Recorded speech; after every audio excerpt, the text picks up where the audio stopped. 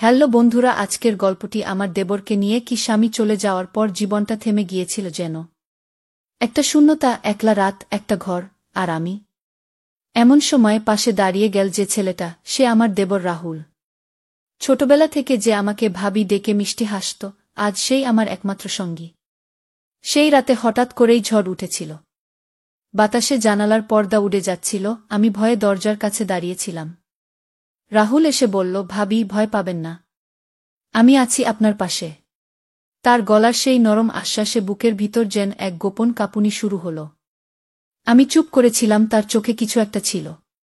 কিছু বলার, কিছু লুকানোর। সেই সন্ধ্যার নিস্তব্ধতায় একটা নতুন সম্পর্কের শুরু যেন আস্তে আস্তে গড়ে উঠছিল। তুমি কি কখনো এমন অনুভব করেছ, যখন কেউ একটুও না ছুঁয়ে তোমার ভেতরের শূন্যতা ছুঁয়ে যায়? রাহুল তখন বসার ঘরে এসে সোফার একপাশে বসেছিল। আমার মনটা অস্থির, জানালার বাইরে টিপ টিপ বৃষ্টি পড়ছে, আর ঘরের ভেতরে এক অজানা উত্তাপ জমে আছে। আমি একটু চা বানাতে গিয়েছিলাম। রাহুল এসে বলল, ভাবি এত একা একা থাকেন কি করে? আমি হেসে বললাম, থাকতে হয়, এখন তো একা থাকাটাই অভ্যেস হয়ে গেছে। রাহুল আমার দিকে চুপচাপ তাকিয়ে রইল। সেই দৃষ্টিতে একটা অদ্ভুত উষ্ণতা ছিল, যেন সে বোঝে আমার ভিতরের সব না বলা কথাগুলো। তারপর সে বলল, ভাবি আপনি চাইলে এই একা থাকার গল্পটা আমি একটু বদলে দিতে পারি। আমি অবাক হয়ে তার চোখের দিকে তাকালাম। সেই রাতে কেবল চোখেই কথা হলো, না ছুঁয়ে না স্পর্শ করে, শুধু অনুভবে দুটো হৃদয় যেন একটু কাছে এলো। আমার স্বামীর শূন্যতা পূরণ নয়, বরং একটা নতুন জীবনের চুপি চুপি শুরু। রাহুল এখন প্রায় প্রতিদিন সন্ধ্যায় চলে আসে। সে চুপচাপ বসে আমার রান্নার গন্ধ উপভোগ করে, আমার কথা শোনে। আমি বুঝতে পারি ও আমায় বোঝে। একদিন বারান্দায় বসে দুজনে বৃষ্টি দেখছিলাম। হঠাৎ রাহুল বলল, আপনি কি জানেন, আপনি হাসলে এই বাড়িটাও যেন বাঁচে? আমি চমকে তাকালাম তার দিকে। তাকে দেখে মনে হচ্ছিল এই কথাগুলো অনেক দিন ধরে জমেছিল। আমি কিছু বলিনি, শুধু চার কাপটা এগিয়ে দিলাম ওর দিকে। ও বুঝে গেল আমি কিছু না বলেও অনেক কিছু বলেছি। সেই সন্ধ্যায় আমাদের দুজনের মাঝের দূরত্বটা আর আগের মতো ছিল না। ভিতরে ভিতরে আমরা দুজনেই বদলে যাচ্ছিলাম। তবে এখনো কিছুই হয়নি, তবে কিছু একটা হতে চলেছে। এই অনুভূতিটাই তো গভীরতার শুরু, তাই না? সেই দিন রাতটা ছিল একটু অন্যরকম। বাড়ি নীরব আর মনটা অকারণেই ব্যাকুল। রাহুল তখনও বসেছিল বারান্দায়। আমি ওর জন্য এক কাপ গরম দুধ নিয়ে গেলাম। সে ধীরে হাত বাড়িয়ে নীল গ্লাসটা। আমার আঙুলে হালকা ছোঁয়া লেগে গেল ওর। এক মুহূর্ত কিন্তু সময় যেন আটকে গেল আমাদের মাঝখানে। চোখে চোখ পড়ল। আমরা কিছু বলিনি, কিন্তু অনেক কথা যেন বলা হয়ে গেল নীরবে। রাহুলের চোখে আমি এক অদ্ভুত নিরাপত্তা খুঁজে পেলাম। আর সে হয়তো আমার নীরব সম্মতিতেই খুঁজে নিল এক আশ্রয়। সেই রাতে আমরা দুজনেই বুঝে গেলাম, এটা কেবল বৃষ্টির রাতের গল্প নয়, এটা জীবনের এক নতুন অধ্যায়ের শুরু। তবে কিছুই হয়নি এখনো। সবটাই অনুভূতি, সবটাই নীরব প্রেম। রাহুলের সঙ্গে আমার সেই নীরব রাতটার পর কেমন যেন একটা পরিবর্তন টের পাচ্ছিলাম নিজের ভেতর। সকালবেলা চায়ের কাপ বাড়িয়ে দেওয়ার সময় আমাদের আঙুল ছুঁয়ে যেত বারবার, কিন্তু কেউ কিছু বলত না। তবু মনে হতো সবকিছু যেন বলা হয়ে গেছে। ও আমাকে আগের থেকেও বেশি খেয়াল রাখতে শুরু করল। ভাত গরম থাকছে কিনা, আমি একা বোধ করছি কিনা, অকারণেই পাশে এসে দাঁড়িয়ে যাওয়া এইসব ছোট ছোট মুহূর্ত আমাদের একে অপরের আরও কাছাকাছি নিয়ে আসছিল।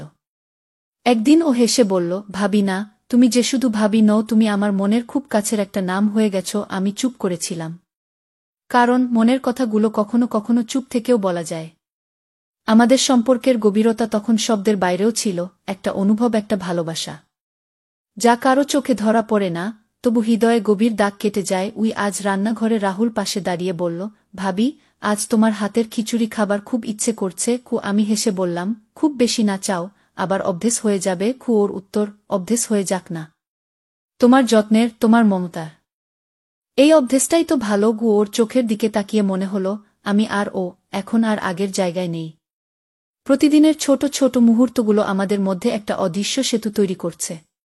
রাহুল মাঝে মাঝে কাজ শেষে চুপচাপ এসে বসে, কখনো রান্না দেখে, কখনো আমার মাথা ব্যথা হলে গরম জল এনে দেয়া। এখন মনে হয় এই একাকিত্বের ভেতরেও একটা নরম নরম উষ্ণতা আছে, যেখানে কোনো জোর নেই, নেই কোনো দাবি, শুধু আছে বোঝাপড়া। আর নিঃশব্দে ভালোবাসার জমে ওঠা এক অনুভব। বৃষ্টির সন্ধ্যায় ছাদে দাঁড়িয়েছিলাম। হঠাৎ রাহুল এসে বলল, এই ভেজা হাওয়া যেন মনকেও ভিজিয়ে দেয়া। একা থাকতে ভালো লাগে। আমি একটু হেসে বললাম, ভালো না লাগলে কি ছাদে দাঁড়াতাম? সে তখন ছাতার নিচে এসে দাঁড়াল। দুজন এক ছাতার নিচে, কিন্তু মনের মধ্যে যেন হাজারো প্রশ্ন। তার দৃষ্টি কিছু বলতে চাইছে, আর আমি চোখ নামিয়ে নিলাম। তারপর নিচে নেমে এলাম দুজন, চুপচাপ, কিন্তু চুপ করে থাকল না আমার হৃদয়। রাতের খাওয়ার পর হঠাৎ বিদ্যুৎ চলে গেল। রাহুল মোমবাতি জ্বালাতে জ্বালাতে বলল, ভাবি, তুমি জানো, এই অন্ধকারে তুমি সবচেয়ে আলো ছড়াও। ও আমি স্তব্ধ। সে আর এগোল না, আমিও না, কিন্তু সেই রাত, সেই কথা যেন আমার হৃদয়ে চিরদিনের জন্য গেঁথে গেল। সেদিন সন্ধ্যায় রান্নাঘরে ব্যস্ত ছিলাম। রাহুল হঠাৎ এসে বলল, ভাবি, আজ আমি সাহায্য করব। এত কিছুর ভার একা তোমার কাঁধে কেন? আমি হেসে বললাম, তুমি এখানে এলে রান্না নষ্ট হবেই, কিন্তু মন ভালো থাকবে। কিসে মুচকি হাসল। আমার পাশে দাঁড়িয়ে সবজি কেটে দিচ্ছিল। হঠাৎ হাতটা কেটে গেল হালকা করে। আমি ব্যস্ত হয়ে ওর হাতটা ধরলাম।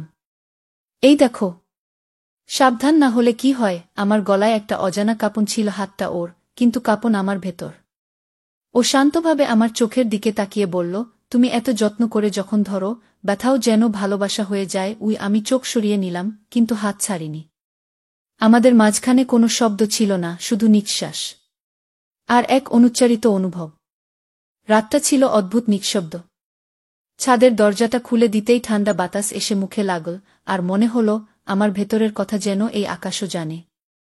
রাহুল এসে পাশে দাঁড়াল। তার হাতে দুটো চায়ের কাপ। একটা আমার দিকে বাড়িয়ে দিল। তুমি এখনো জেগে আছো? ঘুম আসছে না বুঝি? আমি হালকা মাথা নাড়লাম।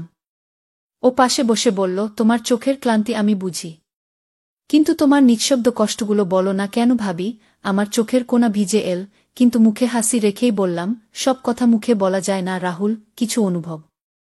শুধু অনুভব করলেই বোঝা যায়। সে হঠাৎ হাতটা আমার কাঁধে রাখল, হালকা, সম্মান রেখে, কিন্তু গভীর। আমার গলা শুকিয়ে গেল, কিন্তু মন বলল, এটা কোনো অন্যায় নয়, এটা একটা আশ্রয়। সেই রাতে চায়ের কাপের উষ্ণতা যেমন ধোঁয়া হয়ে মিশে গিয়েছিল বাতাসে, আমাদের নীরবতাও এক অপূর্ণ ভালোবাসার ভাষায় বলে গেল অনেক কিছু। বৃষ্টি থেমে গেছে অনেকক্ষণ, কিন্তু ভেজা মনটা যেন এখনও থামেনি। আমি আর অনি এখন আর আগের মতো নেই। কথার মাঝে ইঙ্গিত, চোখের মাঝে মায়া, আর প্রতিটি নিঃশ্বাসে একরকম কৃতজ্ঞতা। আমার নিঃসঙ্গ জীবনে যে শূন্যতা ছিল, সেখানে সে এসে বসেছে নিঃশব্দে, কোনো দাবি ছাড়াই। রাতে জানালার পাশে দাঁড়িয়ে আমি বললাম, অনুভবগুলো ঠিক? আমাদের মধ্যে যা হচ্ছে, সেটা কি ঠিক? অনি শান্ত গলায় বলল, ভালোবাসা যদি ভুল হয়, তবে সারা পৃথিবীটাই ভুল। আমি চুপ করে ওর কাঁধে মাথা রাখলাম। না, কোনো শব্দ ছিল না, কেবল ভেতর থেকে একটা শান্তি ছড়িয়ে যাচ্ছিল। তোমরা কি মনে করো, এই গল্পটা এখানেই শেষ হওয়া উচিত ছিল, নাকি ভালোবাসা আরও একটু এগিয়ে যাওয়া উচিত? কমেন্টে জানাও তোমার মতামত। আর এমন গল্প পেতে অবশ্যই সাবস্ক্রাইব করো।